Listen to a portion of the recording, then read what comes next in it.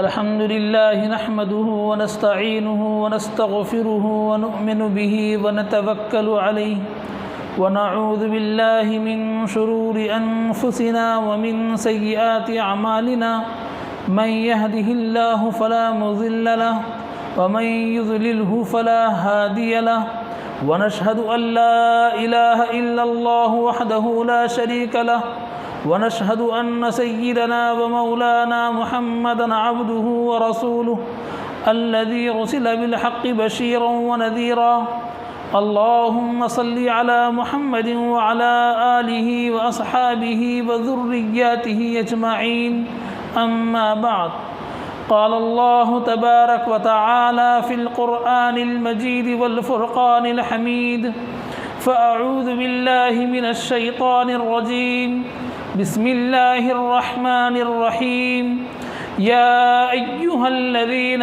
آمنوا اتقوا الله حق تقاته ولا تموتن إلا وأنتم مسلمون قال النبي صلى الله عليه وسلم من رأى منكم منكرا فليغيره بيده فإن لم يستطع فبلسانه فإن لم يستطع فبقلبه فهو ذلك أضعف الإيمان صدق الله العلي العظيم وصدق رسوله الكريم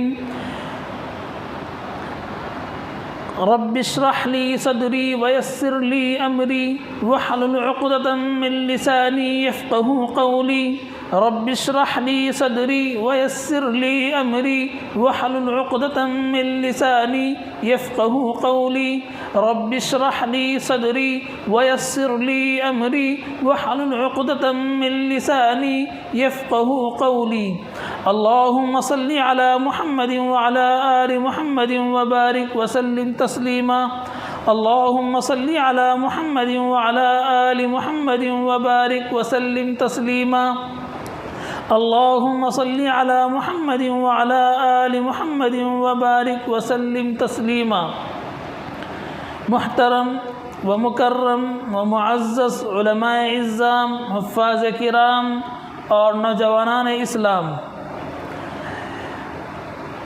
آج آپ احباب کا یہاں جمع ہونا کوئی تقریر سننے کی غرض سے نہیں ہے، بلکہ ایک فتنے کو سمجھ کر اپنے اہل و عیال کو، اپنے پڑوسیوں کو، اپنی نسل کو اس فتنے سے بچانے کی غرض سے یہاں جمع ہونا ہے۔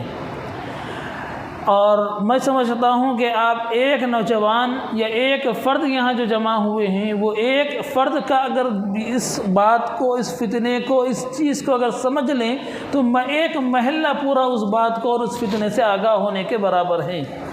اگر آپ سے مجھے یہ قوی امید ہے کہ آپ احباب اگر ایک ایک نوجوان کو آج حقیقت بات کھل کر سامنے آ جائے تو وہ اپنے محلے کے ہر ایک قسم کے نوجوان کے ایمان کی حفاظت کے لیے فکر کریں گے۔ آپ احباب سے بھی امید اور توقع رکھتا ہوں کہ آپ احباب اسی نیت کے ساتھ یہاں بیٹھے ہوئے ہوں گے کہ مجھے اگر کوئی بات حق سمجھ میں آ جائے تو میں یہ حق سب کو سمجھاؤں گا۔ اسی غرض سے اور اسی نیت سے آپ احباب یہاں بیٹھے ہوئے ہوں گے، یہی میری آپ احباب سے امید ہے۔ میں نے قرآن مجید کی جو آیت مبارکہ تلاوت کی ہیں، اس میں اللہ تبارک و تعالی نے اہل ایمان کو مخاطب کرتے ہوئے فرمائے ہیں کہ تم اللہ سے اتنا ڈرو، اللہ سے اتنا ڈرو جتنا اللہ سے ڈرنے کا حق ہے۔ اور اس کے بعد اللہ نے پوری انسانیت کو، پورے ایمان والوں کو حکم دیا ہے وَلَا تَمُوتُنَّ إِلَّا وَأَنْتُمْ مُسْلِمُونَ، تم نہیں مرو مگر ایسی حالت میں کہ تم مسلمان ہو۔ یعنی اللہ یہ حکم دے رہے ہیں کہ ایمان ہی کی حالت میں، مسلمان ہونے ہی کی حالت میں تم اپنی اس دنیا سے انتقال کر جانا اور اسی حالت میں تم مرنا، یہ اللہ تبارک و تعالی انسانوں کو، ان مومنوں کو حکم دے رہے ہیں۔ تو جہاں اللہ تبارک و تعالیٰ نے اہل ایمان کو ایمان کے بچا کر انتقال کے وقت تک ایمان کی حفاظت کے ساتھ رہنے کا حکم دے رہے ہیں اور ایمان کی حالت میں اس دنیا سے گزرنے کا حکم دے رہے ہیں، تو وہیں شیطان مستقل یہ فکر میں ہے، یہ کوشش میں ہے کہ کسی بھی طریقے سے ایمان والا ایمان کی حالت میں اس دنیا سے نہ جائے۔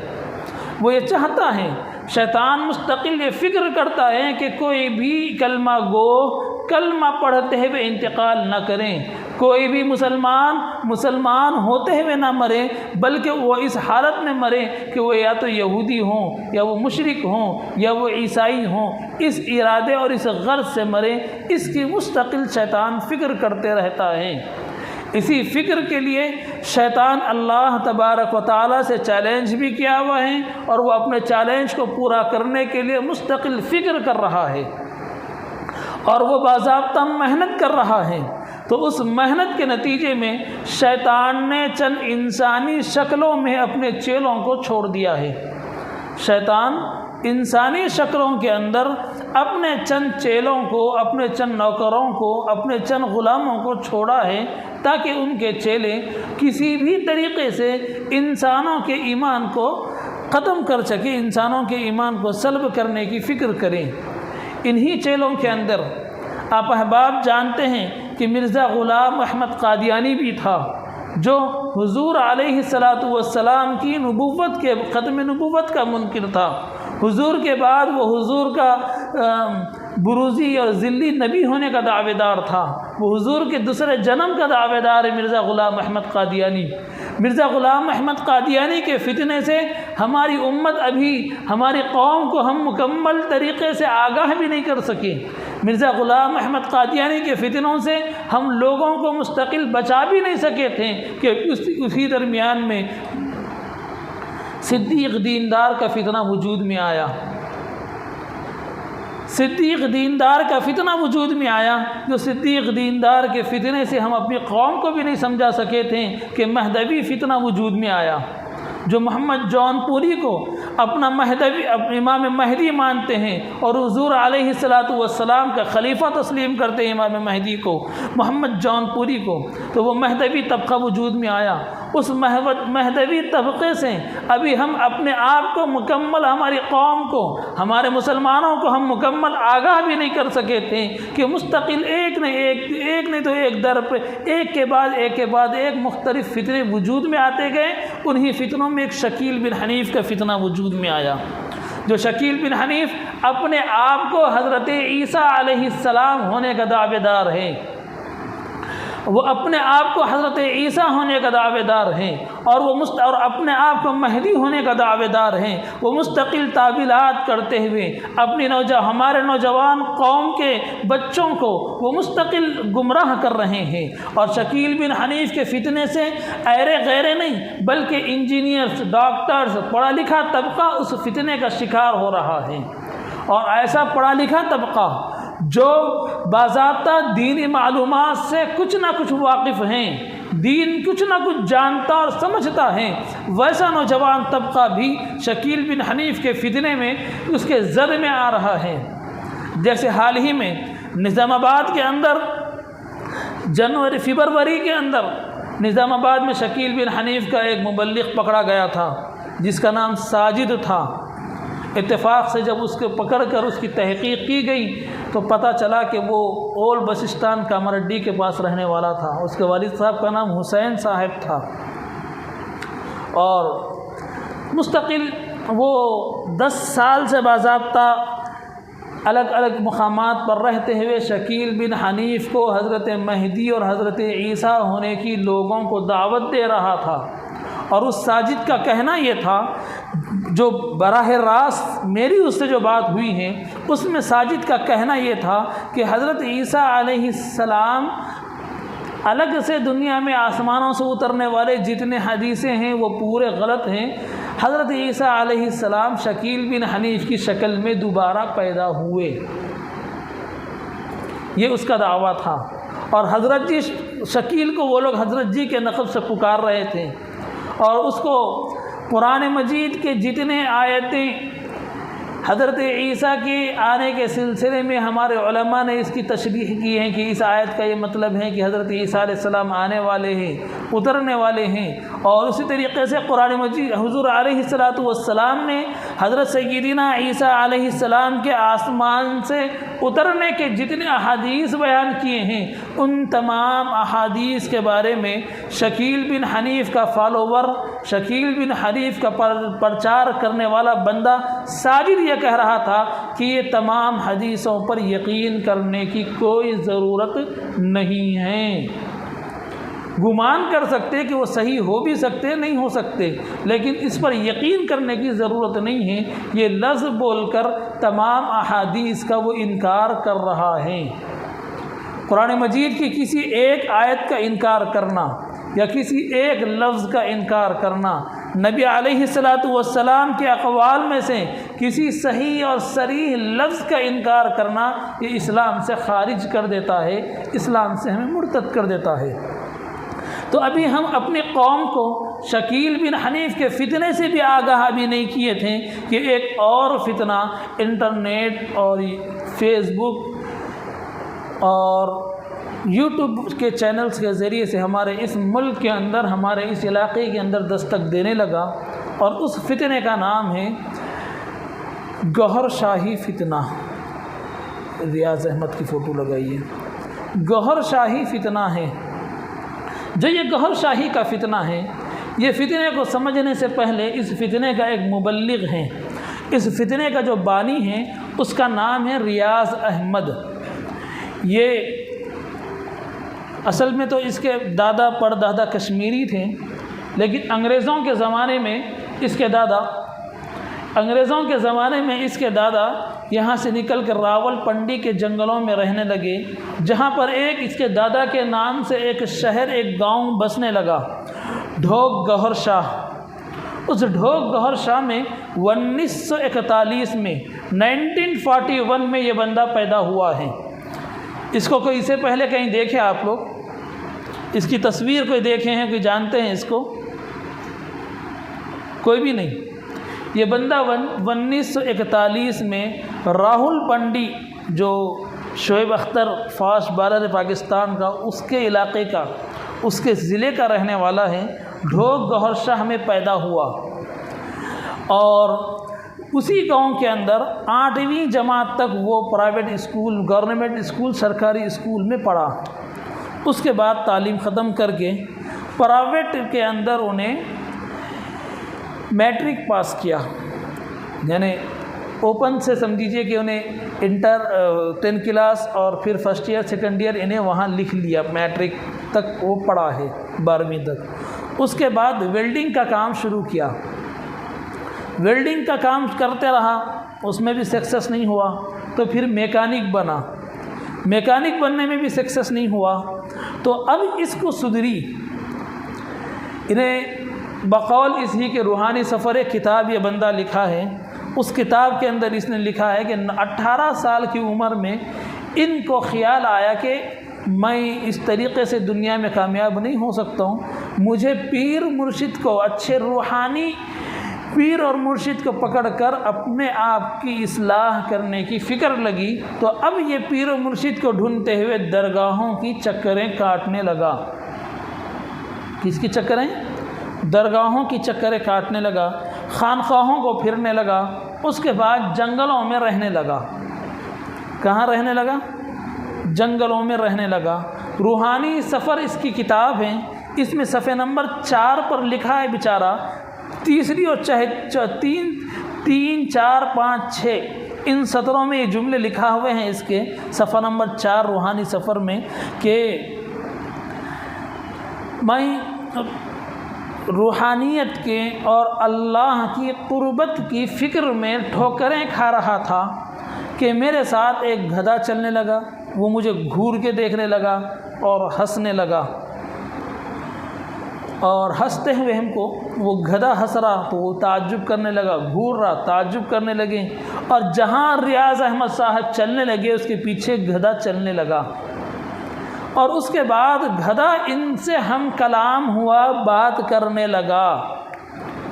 اور اس کے بعد انہی کے قول کے مطابق کہ گدھے نے 40 سال تک ان کو روحانیت سکھائی ہیں۔ ان کا استاد کون ہوا؟ کون؟ بولو نا بھائی، گدھا ان کا استاد ہوا۔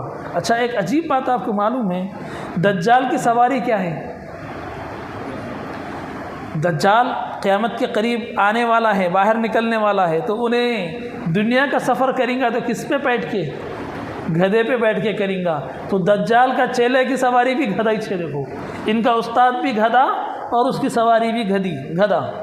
اب اس گدھے سے انہوں روحانیت سیکھے، ان کے پاس اس گدھے کے ساتھ سب چیزیں آ گئیں، اور بقول انہی کے کہ ان کا دوستانہ بچپنے سے ان کا دوستانہ قادیانی بچوں کے ساتھ تھا۔ کس کے ساتھ تھا؟ قادیانیوں کے ساتھ ان کا دوستانہ تھا، اور ان کا اصل میں جو ان کا مذہب ہے، یا اصل میں ان کے جو تعلیمات ہیں وہ شیعہ ہے۔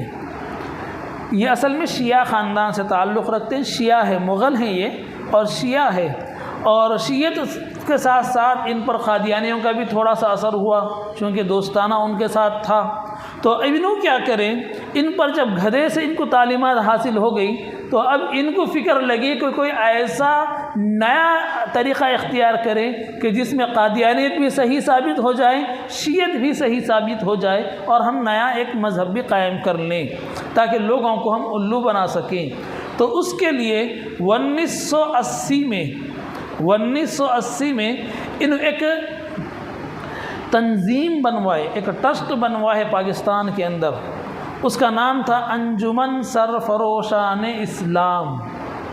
انجمن سرفروشان اسلام۔ سرفروش کس کو بولتے بھائی؟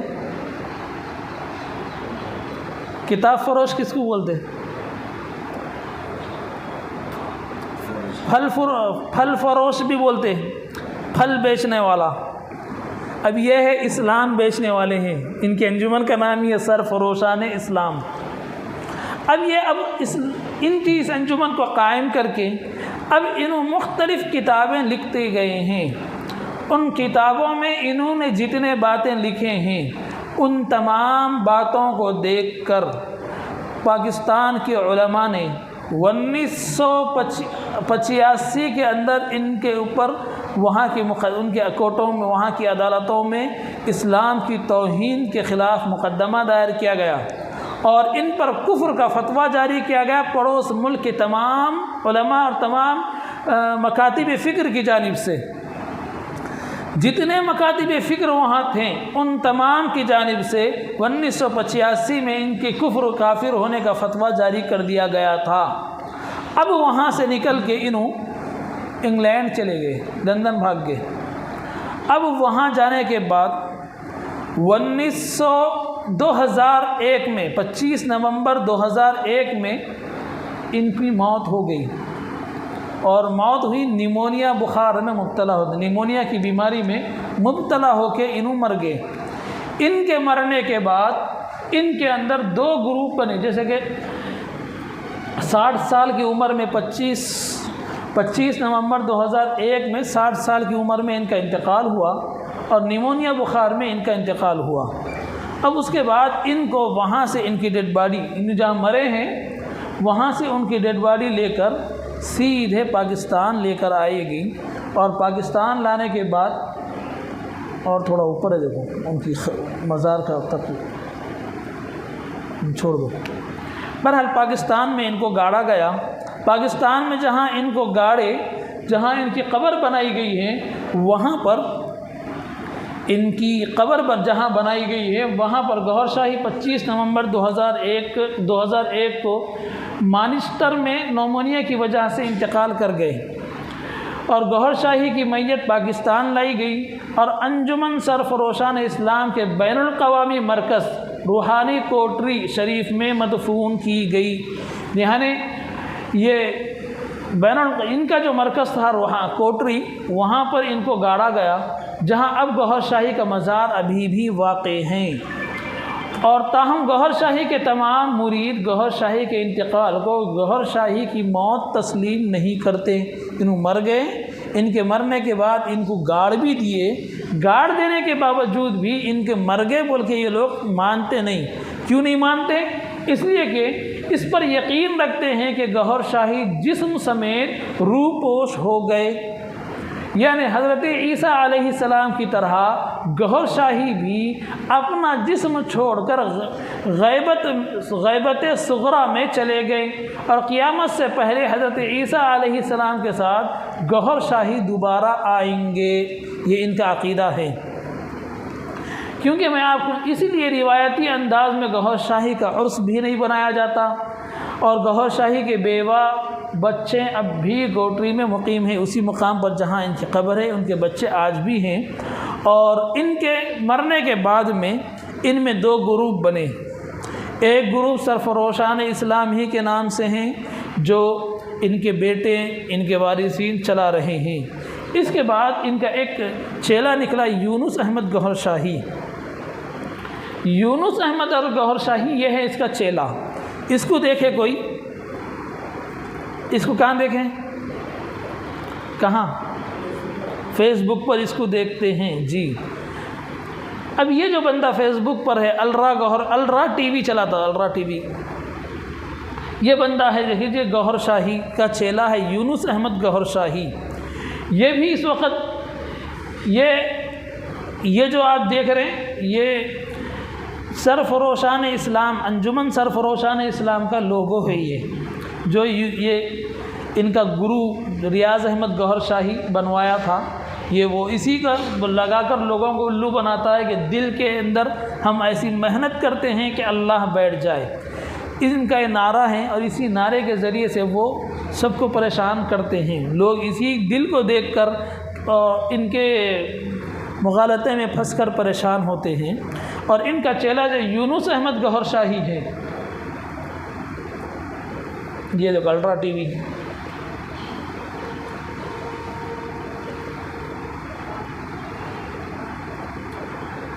الٹرا ٹی وی چینل کے ذریعے سے یہ یونس احمد گوہر شاہی اب ان کے عقائد کو، اور ان کے یہ الٹرا ٹی وی چینل کا لوگو ہے جو آپ دیکھ رہے ہیں، اور یہ الٹرا ٹی وی چینل کے ذریعے سے اب انہوں طریقت کے نام پر لوگوں کو گمراہ کرنے کا کام کر رہے ہیں۔ بھائی آپ پہلے یہ بولیں کہ یونس احمد گوہر شاہی کے جو گرو ہیں ریاض احمد گوہر شاہی، اس سے واقف ہو گئے آپ لوگ؟ انہیں سمجھ میں آ گیا؟ دیکھ لیجیے، ریاض احمد گوہر شاہی کے سلسلے میں شروع میں دو باتیں بولا کہ یہ اصل میں کیا تھا، شیعہ تھا، اور قادیانیوں کے ساتھ اٹھنے بیٹھنا شروع کرا تو قادیانیت کا اثر ہوا، تو یہ دونوں کا کامبو بنانے کی کوشش کرا، قادیانیت اور شیعت کو دونوں کو ملا کر ایک نیا مذہب پیش کرنے کی کوشش کرا۔ تو قادیانیوں کے نزدیک حضرت عیسیٰ علیہ السلام انتقال کر گئے، قادیانیوں کے نزدیک، ہمارے پاس نہیں، ہمارا یہ یقین ہے کہ حضرت سیدنا عیسیٰ علیہ السلام آسمانوں پر زندہ اٹھائے گئے ہیں، وہ قیامت کے قریب آسمانوں سے اتریں گے، یہ ہمارا عقیدہ ہے۔ اور حضرت مہدی ایک الگ شخصیت ہیں، یہ بھی ہمارا عقیدہ ہے۔ تو اب انہوں کیا کرے دیکھ لیجیے آپ کہ اپنے آپ کو، شیعوں کا عقیدہ ہے کہ حضرت مہدی، ان کے 12 امام تھے، 12ویں امام وہ غائب ہو گئے ہیں، قیامت کے قریب وہ 12ویں امام، شیعوں کے 12ویں امام پھر سے آئیں گے اور وہ اپنا کام کریں گے، اس کو وہ مہدی مانتے ہیں۔ تو اب انہوں اپنے آپ کو مہدی ہونے کا دعویٰ کرے ہوئے ریاض احمد گوہر شاہی، تو اس لیے یہ لوگ کہتے ہیں کہ وہ 12ویں امام انچ تھے جو آئے پھر غائب ہو گئے اور مر گئے۔ مرنے کے بعد ان کو غسل دے کے نماز جنازہ پڑھا کے ان کو گاڑا گیا ہے۔ ان کے گاڑ دینے کے بعد پھر بھی یہ لوگ یہ بولتے ہیں کہ وہ مرے نہیں بلکہ غائب ہو گئے۔ آپ بتائیے کہ حضرت سیدنا عیسیٰ علیہ السلام کی کون نماز جنازہ پڑھائے؟ کوئی بتا سکتے کہ حضرت سیدنا عیسیٰ علیہ السلام کی نماز جنازہ پڑھائی گئی؟ حضرت سیدنا عیسیٰ نماز جنازہ اس کی پڑھائی جاتی جس کا انتقال ہوتا، اور حضرت سیدنا عیسیٰ علیہ السلام انتقال نہیں کر گئے، انتقال کر گئے نہیں، بلکہ اللہ نے خود فرمایا کہ ہم نے ان کو اٹھا لیا ہے۔ آسمانوں پر زندہ اٹھائے ہیں، تو اور قیامت کے قریب وہ آسمانوں سے پھر اتریں گے۔ رسول اللہ صلی اللہ علیہ وسلم نے ہم کو یہ بتلایا ہے۔ تو قرآن مجید کے آیتوں سے اور حضور علیہ والسلام کے تعلیمات سے یہ معلوم ہوتا ہے کہ حضرت سیدنا عیسیٰ علیہ السلام آسمانوں پر زندہ ہیں۔ لیکن انہوں کیا کریں؟ ان کی جو آخری عبارت آپ پڑھے تھے نا، جس میں انہوں کیا لکھے تھے؟ ریاض احمد گوہر شاہی اپنے جسم کے سمیت غیبت سے ظاہر ہوں گے، جیسے کہ حضرت سیدنا عیسیٰ علیہ السلام آئیں گے۔ سمجھ میں یہ بات؟ حضرت عیسیٰ علیہ السلام تو انہوں بھی ظاہر ہوں گے، عیسیٰ بھی ظاہر ہوں گے، یہ بولنا چاہ رہے اپنی عبارت سے۔ قادیانیوں اور شیعوں دونوں کو خوش کرنا چاہتے ہیں وہ اپنی آخری عبارتوں سے۔ سمجھ میں آئی بات آپ لوگوں کو؟ ٹھیک ہے۔ اب اس کے بعد ان کا جو چیلا ہے نا، ان کے چیلے کو ایک پیٹ میں درد ہونے لگا۔ ان کا چیلا یہ بولا کہ بھائی اگر میرے آقا کو میں مہدی بول دیا تو میرے واسطے کون سا پوسٹ خالی ہے؟ میں کیا کروں؟ اپنے آپ کو میں کیا ثابت کر لوں؟ چونکہ نبوت کا تو میں دعویٰ کر نہیں سکتا ہوں، نبوت کا دعویٰ کرا تو میرے شیخ سے بڑا، میرے مرید سے، میرے پیر سے بڑا دعویٰ ہو گیا میرا، تو میں اب کیا کروں؟ اب ان کو سدھری نہیں، اب نہیں سدھری تو ان کا حال ایسا ہے جیسے کہ ہمارے حکمراں کا ہے کہ رات میں باٹل پی کے کچھ بھی فیصلہ کر دیتے، صبح عمل ندارت۔ اسی طریقے سے ان کی یہ صورتحال ہے کہ انہوں روزانہ رات 3:30 بجے یا 4 بجے یا بعض وقت رات 10 بجے الرا ٹی وی پر یا فیس بک پر، الرا ٹی وی چینل فیس بک پر بھی ہیں وہ الرا چینل، اس کے ذریعے وہ لوگوں سے مخاطب ہوتے ہیں، خطاب کرتے ہیں۔ جب ان کے جی میں کچھ طبی عہدے کی لالچ پیدا ہوئی، ایک عجیب و غریب دعویٰ کر بیٹھتے ہیں۔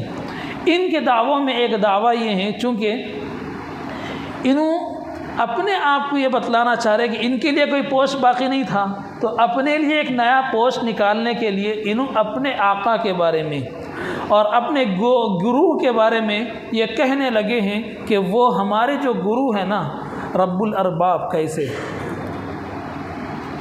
انہوں اب اپنے آقا کے بارے میں اور اپنے رب کے بارے میں یہ کہنے لگے کہ دیکھو کہ ہمارا جو آقا ہے نا، وہ آقا کی پہنچ اتنی بڑی پہنچ ہے کہ وہ ایک دفعہ مجھ کو لے کر کہیں چلے گئے، اور وہاں جب لے کر گئے تو عجیب و غریب قسم کی کہانی سنا دیا، جیسے کہ معراج کے واقعے کو کاپی کر واقعے معراج کو کاپی کر کے یہ ایک نئی کہانی سنایا ہے۔ وہ آپ سنیں، پھر اس کے بعد غور کیجئے کہ ان کے عقائد کتنے گھنونے ہیں۔ اس کے لیے تو لوگ ترستے رہے ہیں، 12 سال جنگلوں میں انہوں نے چلے اور مظاہرے کیے، اس کے باوجود بھی ان کو یہ چیز عطا نہیں ہوئی جو سرکار گوہر شاہی نے بغیر درد کے، بغیر کسی آزمائش کے، بغیر کسی شرط کے، کوئی خدمت لیے بغیر، کوئی وعدہ لیے بغیر سرکار گوہر شاہی نے ان کو یہ عطا کر دی۔ اور ذکر چل گیا، حضور سے محبت کی، اگر صدا کی تو حضور کا دیدار کرا دیا، اور تو اور جسم سمیت یہاں پر بھی بیٹھے اور کعبے میں بھی بیٹھے۔ جب حج کا وقت آیا تو کہا چلو جی حج کے لیے لے چلتے ہیں۔ آج تک پتہ نہیں چلا کہ وہ میں نے حج روحانی کیا تھا یا جسمانی، آج تک پتہ نہیں چلا کہ جو حج کیا ہے وہ روحانی تھا یا جسمانی تھا۔ کیونکہ روحانی حج ہوتا تو آب زمزم کا ذائقہ محسوس نہ ہوتا، آب زمزم میں پیا وہاں ہے، وہ سرکار نے حضور کے حجرے میں بٹھا کر کھجوریں کھلائیں، اور حضور کے حجرے میں جب بٹھا کر کھجوریں کھلائیں تو وہ حجرہ ویسا ہی تھا جیسا حضور کے دور میں تھا۔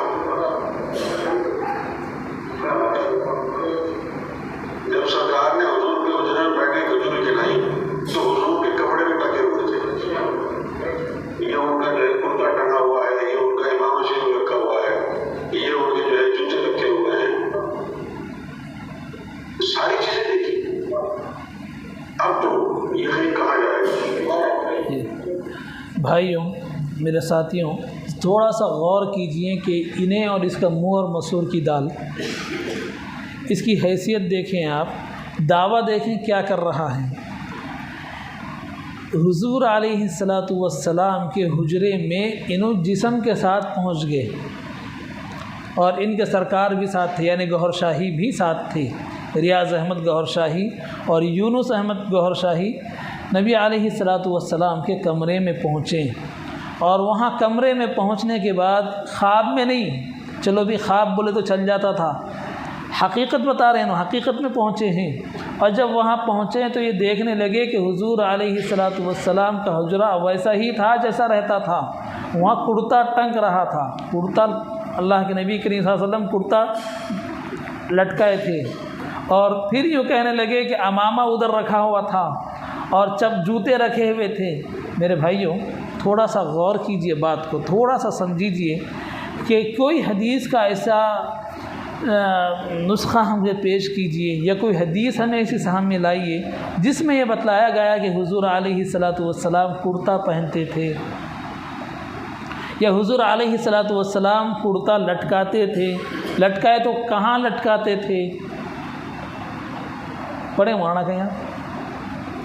ایک دوسری چیز بھائی آپ کی اطلاع کے لیے، یہودیوں نے ایک کوشش کی تھی حضور علیہ السلام کے جسم اطہر کو قبر مبارک سے نکال کر، روضہ اقدس سے نکال کر کسی اور جگہ لے جا کر حضور کے جسم کے ساتھ مذاق کرنا اور حضور کے جسم کی توہین کرنے کی یہودیوں نے کوشش کی تھی۔ اس وقت میں حضور علیہ السلام ایک بادشاہ کے خواب میں آ کر کہنے لگے تھے کہ مجھے ان دو گورے آنکھیں والوں سے نجات دلاؤ، بچاؤ۔ تو وہ بادشاہ وہاں پہنچ کر مدینے والوں کو دعوت دیا، مدینے کی دعوت میں تمام لوگ پہنچے، وہ دو بندے نہیں پہنچے جس کی طرف حضور نے نشاندہی کی۔ تحقیق کرے تو پتہ چلا کہ وہ جنت البقیع قبرستان میں ہیں، وہاں سے ان کو بلایا گیا، دیکھا گیا تو وہی بندے تھے جن کے سلسلے میں اللہ کے نبی نے کہا کہ ان سے مجھے بچاؤ۔ اور جب اللہ کے نبی کریم صلی اللہ علیہ وسلم ان سے بچانے کے لیے کہیں اور مدینہ والے یہ کہنے لگے کہ یہ بڑے متقی ہیں، بڑے تقوی والے ہیں، کسی کی دعوتیں قبول نہیں کرتے، کسی کے پاس جاتے نہیں، بس وہ ریاضیت میں، وہ عبادت میں لگے رہتے ہیں، وہ نمازیں اور اپنی انفرادی عبادتوں میں وقت گزارتے ہیں، تو بادشاہ بھی گئے ان کے کمرے میں دیکھنے لگے تو ان کے جانماز کے نیچے چٹائی تھی، چٹائی ہٹا کر دیکھا گیا تو وہاں سے ایک سرنگ بنائی جا رہی تھی، قریب تھی کہ وہ حضور علیہ السلام کے جسم اطہر تک پہنچ سکتا تھا وہ سوراخ، وہ سرنگ کا راستہ۔ اسی وقت اس بادشاہ نے باضابطہ ایک ایسا بندوبست کیا ہے، شیش کی دیوار بنوا دی گئی ہے اندر سے، اور اب کوئی بھی حضور علیہ السلام کے روضہ اقدس تک پہنچنا ممکن نہیں ہے۔ اور جو روزے سے جو جالیاں ہمیں دکھائی جاتی ہیں، ان جالیوں کے بھی اندر سے گول دروازے، وہ دیواریں لگی ہوئی ہیں، اس سے بھی ہم اندر اب جا نہیں سکتے ہیں، لیکن یہ بندہ دعویٰ کر دیا کہ وہ وہاں پہنچ گیا۔ اب یہ دعوے میں کتنا سچا ہے آپ غور کریں کہ آج تک ایسا دعویٰ کوئی بھی نہیں کرے جو انہیں کر رہا ہے۔ اور کوئی بھی ولی جو ہوتا نا، وہ اپنی کرامات کو اپنی زبان سے ظاہر نہیں کرتا، بولتا نہیں کہ میری یہ کرامت ہو گئی، یہ کرامت ہو گئی، جو بھی بولا وہ جھوٹا ہے۔ اس کی جھوٹ کی اور علامتیں آپ دیکھیں، آگے ویڈیو دیکھیں ذرا۔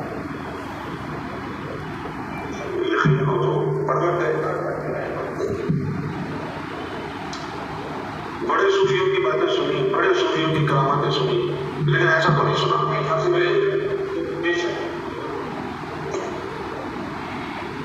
ایسا تو کبھی نہیں ہوا۔ تو اس سے جو ہے، جو کام کسی ولی نے نہیں کیا، جو کام کسی نبی نے نہیں کیا، وہ کام جب ہم نے دیکھا سرکار گوھر شاہی چٹکی بجانے سے پہلے کرتے ہیں۔ محترم بھائیوں، تھوڑا سا غور کیجئے گا کہ کیا لفظ بول رہا ہے، جو کام کسی ولی نے نہیں کیا، اس سے مجھے کوئی اعتراض نہیں، لیکن ایک جملہ اس کے بعد بول رہا ہے جو کام کسی نبی نے نہیں کیا، وہ کام سرکار گوھر شاہی چٹکی مارتے ہی کر رہے ہیں۔ ارے میرے بھائی، اس میں میرے بھائیو ذرا سوچیے، یہ اپنا دعویٰ کرتا ہے طریقت کے راستے سے، تصوف کے لائن سے، روحانیت کی لائن سے لوگوں کے ایمان کو کیسے سلب کر رہا ہے، نبیوں کی توہین کر رہا ہے، نبیوں کے مرتبے کو گوہر شاہی سے نیچے کر کے گوہر شاہی کے مرتبے کو نبیوں سے اونچا لکھ جانے کی فکر کر رہا ہے۔ یہ بتلا رہا ہے کہ سرکار گوہر شاہی وہ کام کر دیے جو نبیوں نے چٹکی نہیں کر سکے، وہ بھی چٹکیوں مارنے میں کام کر دیے۔ کیا کام کریں؟ اب اس سے بڑا دعویٰ ہے، ذرا غور کریں کہ کتنا بڑا دعویٰ کر رہا ہے وہ۔ تو ماتا ٹھنکا کہ یہ ہو کیا رہا ہے؟ جو یہ سب کچھ دان کر رہا ہے یہ فقیر نہیں ہو سکتا، یہ ولی نہیں ہو سکتا، نبوت تو ختم ہو چکی ہے، لہٰذا سوچنا بیکار ہے۔ نہ یہ فقیر ہے، نہ یہ ولی ہے، نہ یہ نبی ہے، کون ہے یہ؟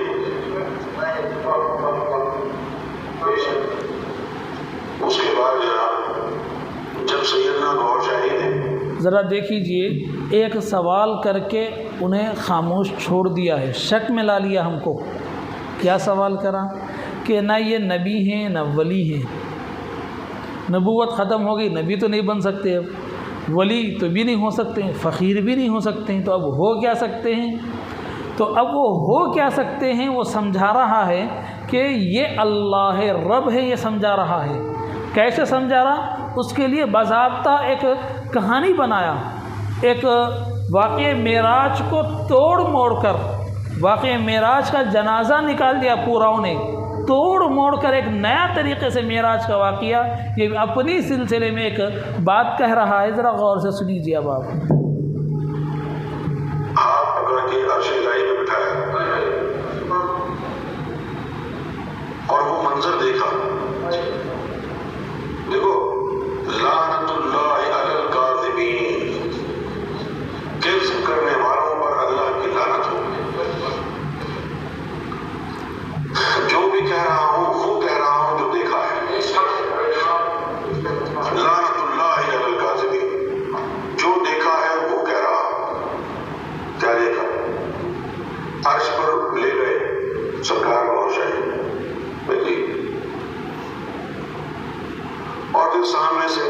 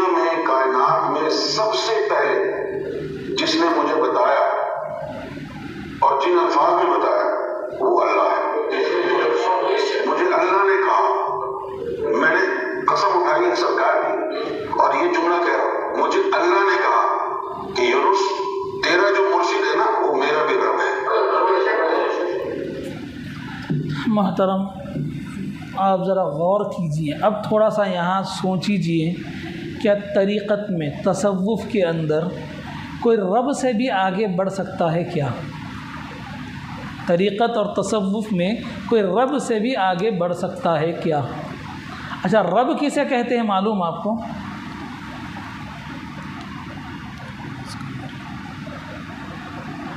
تصوف میں اور طریقت کے اندر جو بندے مجاہدے کرتے ہیں نا، وہ بندے رب سے آگے بڑھ سکتے ہیں کیا؟ ایک بات غور کریجیے، رب بولتے آخر کسے ہیں؟ رب کہتے ہیں، اردو میں آسان طریقے سے سمجھاتا ہوں میں، رب کہتے ہیں اس ذات مبارکہ کو جو اپنی مخلوق کی مصلحت اور ضرورت کے لحاظ سے اس کی پرورش کرنا، اس کی ضروریات کو پورے کرنے والے کو رب کہتے ہیں۔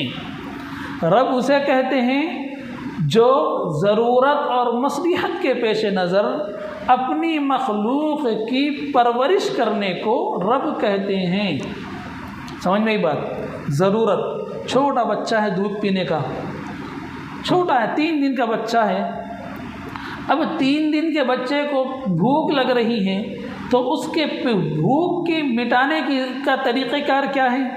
کیا کھانا کھلا دیں اس کو، یا پانی پلا دیں، کھجور چوسنے دے دیں؟ نہیں، اس کے لیے اس کی ضرورت یہ ہے کہ اللہ تبارک و تعالی اس کی ضرورت یہ ہے اللہ کے نزدیک کہ اس کی بھوک کا تقاضا پورا ہو، اس کا پیٹ بھرا جائے، اور مصلحت یہ ہے کہ اس کو کھانا نہیں کھلا سکتے چونکہ اس کے معدے میں اتنی طاقت نہیں ہے کہ وہ کھانے کو ہضم کر سکے، اس لیے اللہ تبارک و تعالی ماں کے تھنوں میں اس کے لیے دودھ میسر کرتا ہے، وہ دودھ سے آگے بڑھتا ہے، پرورش کرتا ہے، اور وہ جیسے جیسے بڑا ہوتے رہتا ہے اس کی ہڈیاں مضبوط ہوتے رہتی ہیں، بڑھتے رہتی ہیں۔ وہ ہڈیاں جو بڑھ رہی ہیں وہ رب کی پرورش کی وجہ سے بڑھ رہی ہیں۔ کوئی ہڈیوں کے بڑھنے کے لیے کوئی کیمیکل، کوئی دوا یا کوئی اور چیز کی ضرورت نہیں ہے، بس وہ جو دودھ کے اندر اللہ تبارک و تعالی نے ایسے کیلشیم اور ایسے وٹامن رکھے ہیں کہ ان کیلشیم اور ان وٹامن کی اور ان طاقتور چیزیں اللہ نے اس میں رکھ دی ہیں جس کی وجہ سے بندے کے جسم میں ہڈیاں مضبوط ہونے لگتی ہیں، بچہ دن بدن بڑھنے لگتا ہے، اور جیسے جیسے بچہ بڑھنے لگتا ہے تو اللہ تبارک و تعالی اس کے ماں کو یہ خیال دیتے ہیں کہ اب اس کو دودھ، ماں کے دودھ کے علاوہ اسے کچھ اور بھی کھانے کے لیے دیا جائے، اور اب وہ جو کھانے کے لیے دیا جاتا ہے وہ بھی اللہ نے اس میں مصلحت رکھی ہے، اسی مصلحت کے لحاظ سے انہی چیزوں سے اب اس کے اندر طاقت پیدا ہوتی ہے، اور ان طاقت سے وہ بچہ بڑا ہوتا ہے، طاقتور بنتا ہے۔ یہ رب ہے جو اپنی بندے کو، اپنی مخلوق کو اپنی مصلحت اور اس کی ضرورت کے لحاظ سے اس کے اندر بڑھوتری کرتا ہے، اس کی پرورش کرتا ہے، اس کے آگے بڑھاتا ہے۔ اور یہ جناب خود کو رب ہونے کا یہ اپنے پیر کے بارے میں، اپنے مرشد کے بارے میں یہ کہہ رہے ہیں کہ رب کا رب ہیں، رب کا رب ہیں۔ اللہ نے خود اس ملعون سے کہا ہے، بقول اس کے اللہ نے خود اس ملعون سے کہا ہے کہ تیرا مرشد میرا بھی رب ہیں، یہ جملہ۔ تو بھائی انہیں مرا کیسا؟ میں آپ کو بتایا تھا 25 نومبر 2001 کو جو مرا نا، انہیں کیسے مرا؟ نیمونیا میں مبتلا ہو کر۔ اور نیمونیا بیماری ہوتی کیا ہے؟ پھسلیوں میں بلغم کا جم جانا، پانی کا زیادہ ہو جانا، یہی تو ہے نا، زیادہ سفرے کا ہو جانا نیمونیا ہے۔ ارے اگر تو رب تھا تو مصلحت سے زیادہ تیرے سینے میں پانی کیوں جمع ہو گیا؟ تو اچھا، رب کو موت ہوتی کیا؟ اللہ کو موت آتی کیا؟ نہیں۔ تو اب پھر وہ مر کیسے گئے؟ اچھا، اس واقعے سے انہوں کیا ثابت کرنا ہے؟ سوچے ذرا، غور کرے آپ لوگ۔ اللہ کے پاس کون گئے تھے؟ معراج کس کی ہوئی تھی؟ ہاں، اپنے آپ کو وہاں لکھ جانے کی کوشش کر رہے ہیں، اس واقعے کو جوڑ کے اپنے آپ کو نبی صلی اللہ علیہ وسلم کے برابر پیش کرنے کی کوشش کرنے، جبکہ حضور علیہ الصلاۃ والسلام اپنی آنکھوں سے اللہ تبارک و تعالیٰ کا دیدار کیے ہیں یا نہیں کیے ہیں، اس میں علماء کا اختلاف تھا، صحابہ کا اختلاف ہے، اور اس میں حضور علیہ الصلوۃ والسلام نے خود وضاحت کے ساتھ کبھی یہ نہیں بولے کہ میں نے اللہ کو دیکھا ہے، میں نے اپنی ظاہری آنکھوں سے اللہ کو دیکھا۔ حضور نے وضاحت کے ساتھ صاف اور صریح الفاظ میں کہیں یہ نہیں بولے، لیکن یہ ملعون حد کر دیا بولنے میں، جبکہ حضرت سیدنا موسیٰ علیہ السلام نے اللہ تبارک و تعالیٰ کے دیدار کی فرمائش کی، اللہ کے سامنے بہت دعائیں مانگی، بہت عاجزی کی، تو اللہ تبارک و تعالیٰ نے ان کو طور پر بلوایا۔ ایک تجلی کے اندر حضرت عیسیٰ علیہ السلام بے ہوش ہو گئے اور پورا پہاڑ جل گیا، راکھ ہو گیا۔ تو ذرا یہ غور کریں کہ جو کام کوئی نبی نہیں کر سکے، وہ کام کوئی ولی نہیں کر سکے، وہ کام انہوں کرنے کا دعویٰ کر رہے ہیں، تو اب انہوں کون ہو سکتے ہیں؟ کون ہو سکتے ہیں؟ اللہ کے پاس کون تھے دنیا بننے سے پہلے؟ حضرت آدم کی پیدائش سے پہلے اللہ کے پاس کون تھے؟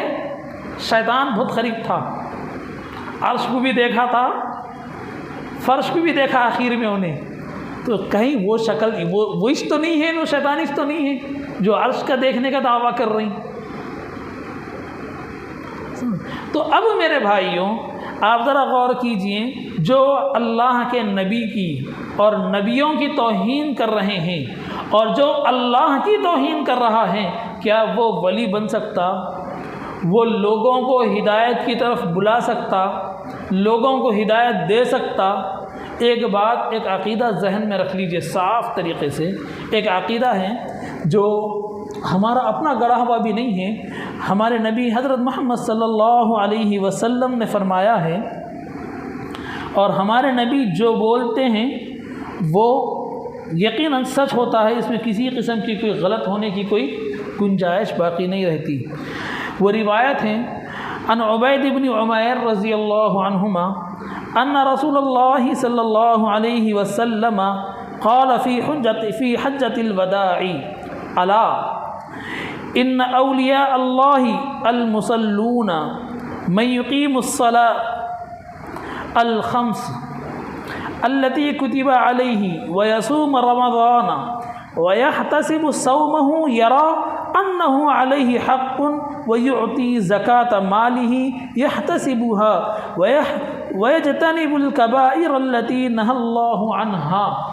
نبی علیہ السلام فرما رہے ہیں کہ وہ بھی کب؟ راوی کہتے ہیں کہ نبی علیہ السلام خطبے کا حج کا خطبہ دیتے ہوئے حجۃ الوداع کے موقع پر فرما رہے الا، متوجہ ہو جاؤ، غور کرو اس بات کو، الا ان اولیاء اللہ، یقیناً اولیاء اللہ وہ ہیں المصلون جو نماز پڑھنے والے ہیں۔ وہ بھی کون سی نماز؟ من یقیم الصلاۃ الخمس، وہ نمازیں جو 5 وقت نماز پڑھنے والے ہیں، اور 5 وقت کی وہ نمازیں التی کتب علیہ، جو ان پر فرض کی گئی ہیں، یعنی 5 وقتہ فرض نماز ادا کرنے والے ہوتے ہیں۔ کون؟ ولی کون ہوتے ہیں؟ جو 5 وقت کی نمازیں ادا کرنے والے ہوتے ہیں، اور ولی وہ ہوتے ہیں جو رمضان کے روزے رکھتے ہیں، اور 2 منٹ میں رمضان کے روزے رکھتے ہیں، اور یہ امید سے کہ یہ ہم سے حساب میں اللہ تبارک و تعالیٰ کے ساتھ ہمیں روزے رکھنے کا حکم ہے، وہ ہم سے حساب لے سکتا ہے، اس امید کے ساتھ، اور وہ گناہوں سے بچتے ہیں۔ جن چیزوں سے اللہ نے منع کیا ہے وہ ان گناہوں سے رکتے اور بچتے ہیں، تو وہ ولی ہوتے ہیں۔ اللہ کے نبی نے ولی کی تعریف کی ہے، ولی کی تعریف اللہ کے نبی نے اس انداز میں کی ہے، جو 5 وقت نمازیں ادا کرتے ہیں جو فرض کر دی گئی ہیں، اور رمضان کے روزے رکھتے ہیں، زکوٰۃ ادا کرتے ہیں، اور گناہوں سے بچتے ہیں، ان تمام چیزوں سے بچتے ہیں جس سے اللہ نے منع کیا ہے۔ تو ولی ہونے کے لیے شرط کیا ہے؟ ان تمام چیزوں سے بچنا ہے جس سے اللہ نے منع کیا ہے۔ اب جس کو بھی ہم دیکھتے ہیں، ہم یہ غور کرنی چاہیے کہ بھئی یہ بندہ اس قابل ہے یا نہیں ہے، ولی بننے کے قابل ہیں یا نہیں. ترازو اللہ کے نبی سامنے رکھ دیے کہ وہ 5 وقتہ نمازی ہے یا نہیں ہے دیکھ لیں. وہ رمضان میں روزے رکھتا ہے یا نہیں رکھتا ہے وہ غور کر لیں. وہ زکوٰۃ ادا کرتا ہے یا نہیں کرتا ہے وہ دیکھ لیں. اب یہ جو جناب ہے نا، یہ جو جناب ہیں، اس جناب کا خود دعویٰ ہے کہ نماز ولیوں پر فرض نہیں ہے. اس صاحب کا خود دعویٰ ہے کہ نماز ولیوں پر فرض نہیں ہے، تو اس کا مطلب انہوں ولیچ نہیں رہے. جب انہوں ولی نہیں رہے تو ان کو اپنا پیر، اپنا مرشد سمجھ کر ان سے اپنا ناطہ جوڑنا اپنے آپ کو گمراہ کرنے کے برابر ہے. اس لیے میرے بھائیوں، تھوڑا ہم اپنے آپ کو بھی بچائیں، اپنے نوجوانوں کو بھی اس فتنے سے محفوظ رکھنے کی فکر کریں. یہی کرنا ہے کہ قرآن مجید کو اٹھا لو ہاتھ میں اور کہہ دو آ جاؤ، لکھاؤ کہاں لکھا ہے ولیوں پہ نماز فرض ہے، بتاؤ. اگر ولیوں پر نماز فرض ہوتی تو پھر یہ نماز سارے ولیوں نے کیوں نہیں پڑھی؟ کچھ نے پڑھی، کچھ نے نہیں پڑھی. وہ سائیں سہیلی سرکار تھے، نماز سے دور کی بات، داڑھی نہیں تھی ان کی. مولویوں نے منع کر دیا تھا کہ بھئی یہ تو بے دین تھا، اس کی داڑھی بھی نہیں تھی، اس کا تو ہم جنازہ نہیں پڑھائیں گے. دیکھیے اب تھوڑا غور کیجیے آپ احباب کہ ان کا یہ دعویٰ ہے کہ ولیوں پر نماز فرض نہیں ہے. اگر ولیوں پر نماز فرض ہوتی تو سارے ولیاں نماز کیوں نہیں پڑھے؟ اور ایک بزرگ کا نام لے رہے اور ان کے بارے میں ایک جھوٹا الزام ان پر لگائے کہ ساری زندگی میں انہوں نماز نہیں پڑھے. اور ایک دوسری بات بھی یہ بول دی کہ ان کو داڑھی بھی نہیں تھی. ہمارے حال ہی میں ہمارے ایک بزرگ گزرے، ہمارا مجاہد قاسمی صاحب، مجاہد الاسلام قاسمی صاحب. وہ بیچارے بھی ایسے تھے کہ ان کی داڑھی کا ایک بال بھی نہیں تھا، لیکن قاسمی تھے، بہت بڑے اللہ والے تھے.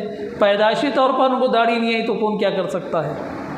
تو اب داڑھی نہیں آنا یہ الگ چیز ہے، داڑھی کا نہیں ہونا الگ چیز ہے، داڑھی کا کاٹ لینا الگ چیز ہے. سمجھ میری بات؟